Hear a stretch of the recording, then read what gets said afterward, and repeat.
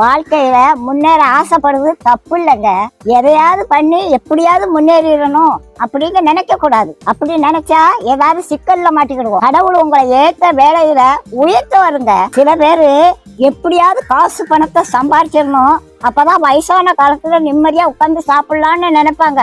வயசான காலத்துல காசு பணம் எல்லாம் இருக்கும், ஆனா ஒன்னும் அனுபவிக்க முடியாது. பாட்டி வீட்டுல ஒரு எலி ரொம்ப நாளா தொண்டை பண்ணிக்கிட்டு இருந்தது. அதை எப்படியாவது பிடிச்சிடணும்னு கூண்டுக்குள்ள ஒரு தேங்காய் துண்டை குத்தி வச்சேன். ஒரு 9 மணிக்கு சத்தம் கட்டுச்சு, எலி மாட்டிக்கிட்டுச்சு. சரி இருக்கட்டும், காலையில எந்திரிச்சு காட்டு பக்கத்துல கொண்டு திறந்து விடுவோம் அப்படின்னு நினைச்சு தூங்கிட்டேன். காலையில பார்த்தா எலி உள்ளதான் இருந்துச்சு, ஆனா அந்த தேங்காய் துண்டை அதை நக்கி கூட பார்க்கலங்க. எப்படி வச்சானோ அது அப்படியே இருந்துச்சு. ராத்திரி முழுவதும் உள்ளதான் இருந்துச்சு. அந்த தேங்காய் துண்டை திங்கலாம்ல, அதுக்கு மரண பயம் வந்துட்டு அதனால தேங்காய் துண்டை திங்கிறதுக்கு மனசு வரல. அதுக்கு தேங்காய் துண்டை விட நம்ம உயிர் பிழைச்சா போதும்னு அது இருந்துச்சு.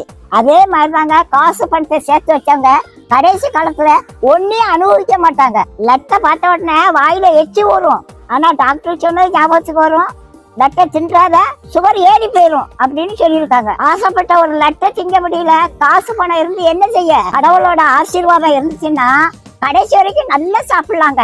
நாளைய தினத்தை குறிச்சு கவலைப்படாதீங்க. அந்தந்த நாளைக்கு அந்தந்த நாளோட பாடு போதுங்க. இன்னைக்கு சாப்பாடு கொடுத்த கடவுள் நாளைக்கு சாப்பாடு கொடுப்பாரு. நீதி நேர்மை உண்மை உத்தமமா மட்டும் வாழுங்க. கடவுள் ஒரு நாளும் உங்களுக்கு ஒரு குறையும் வைக்க மாட்டாங்க. நம்ம எப்படி சம்பாதிக்கோங்கிறத கடவுள் பார்த்துக்கிட்டே இருக்காருங்க.